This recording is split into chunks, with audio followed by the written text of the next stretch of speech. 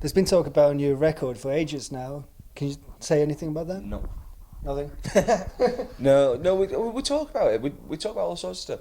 It's and we do, we record bits and we try bits out, but it's an incredibly difficult time to be doing stuff like that. And Andrew has that's something that me and Andrew do sometimes disagree on because I tend to think, if you I write these songs and the people say, why do you write songs, or what?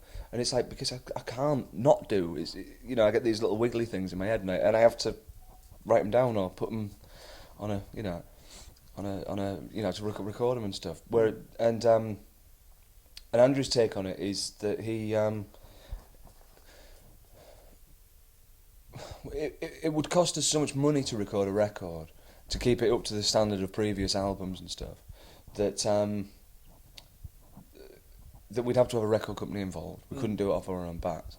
You're waiting for the famous $3 million deal, though. Yeah, well, I think that's been exaggerated. I don't know, but like I say, I'm Mr. New Guy, but I tend, if it were up to you, you'd do it. If it was up to me, no, I don't know if I would. I'm not saying that. But one thing is that the new songs sort of get out on the net now, and with all the boot, the sisters. There's always people at the gigs taping the gigs and stuff. And I'm not saying that's all right, but like we won't do it.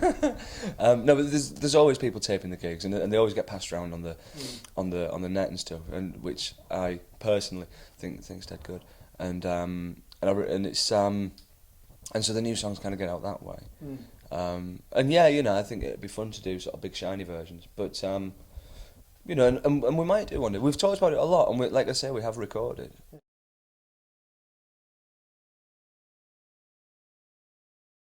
Talked about it a lot, and like I say, we have recorded,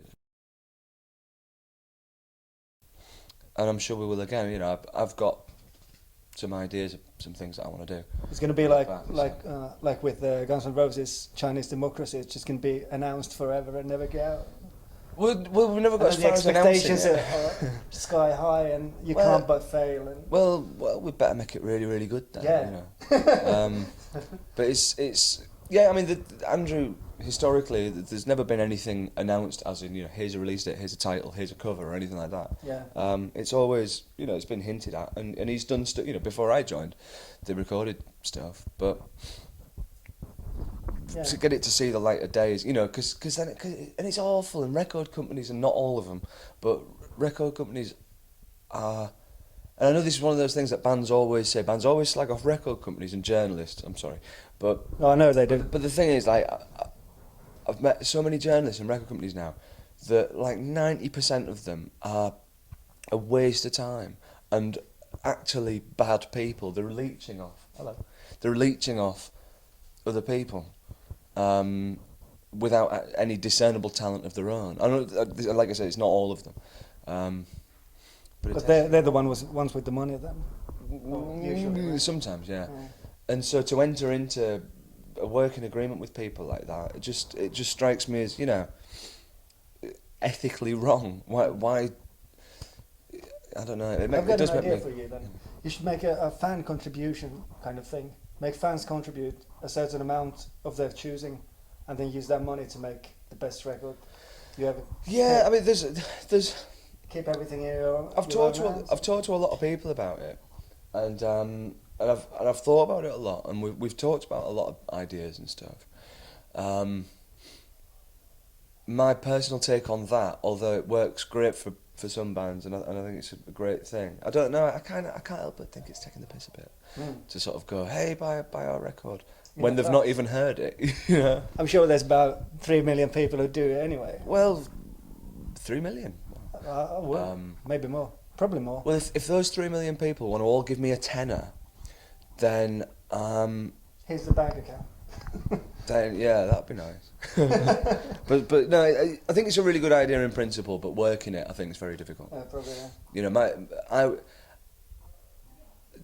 There's almost no point releasing anything anymore. With my other band, I don't mean to turn this into my other band conversation, but my other band, we released an album last year, and we've sold like 1,000 copies. It's not that much. We're only little. And I went on one of the download sites, one of the torrent sites, and our album's on like 60 of these torrent sites. I don't know anything about them, I don't know how it works. But it's on 60 of these torrent sites, and on one of those torrent sites, 6 weeks after it had come out, 8,500 people had downloaded it. And it was like... And it's so... But we've only sold 1,000. And I'm not stupid or naive enough to think that all 8,500 of those people would have bought it, because people try and whatever, And at first I was really like, well, what's the fucking point? Why release anything? Yeah. But then, the more I think about it, is you're not going to be able to change that, and that's what kids with a Z do these days. That's what they're brought up to download, and they don't see it as wrong, and it's just what they kind of do. Yeah. So it's a question now of almost like embracing that and thinking, right, this is going to happen. So how can we profit from that? And I'm not talking necessarily about financial profit, just generally as a band, how we're going to, and if people are going to download it, well, maybe that means that more, and if we say that's cool, maybe that means that more people will buy a T-shirt or come to a gig, or and so part of me thinks that for our next album, and again I'm talking about my little band, for our next album, we'll record it, and we'll put the album on the net, on the website, and with the artwork, and you can print it, if you want it to have in your car or whatever, you can print it out, and you've got it for free. But then if you want like a really nice copy that's got like, a hand woven rabbit by the bass player, then you can buy that for 20 quid, right, or whatever. But otherwise, for the bog standard 11 song album and artwork, just have it, because I'd rather it was just out there personally. But that's my take with my own little band. Well, it's a tricky time for music business. It's incredibly tricky. And all best of luck with that. Thank you. We'll move on to... it looks like I keep looking between your legs, and I am, because it's very nice, but it's mainly the...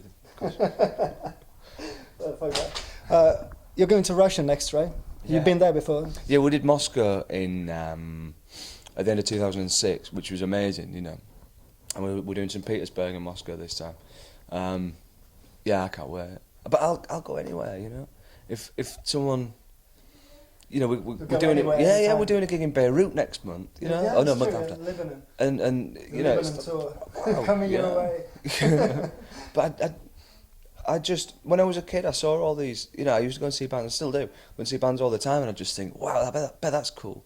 And now I'm doing it. And like occasionally, like I'll wake up on a morning, and I'm just like, I'm missing my girlfriend, or I'm missing my family, or my mates, or I just think, stop being a dick. Because all I've ever wanted to do is this, and then that always makes me go, yeah, I'm gonna, yeah. So we're off to Russia, which would be mental.